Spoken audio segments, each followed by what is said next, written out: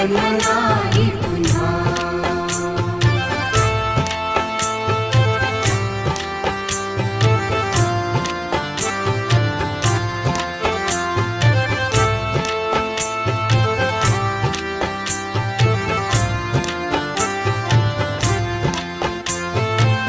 हा जन्म आहे सद्गुरु कृपेचा, हा जन्म आहे सद्गुरु कृपेचा, हा जन्म आहे सद्गुरु कृपेचा। हरि ओम स्वामी समर्थ म्हणा,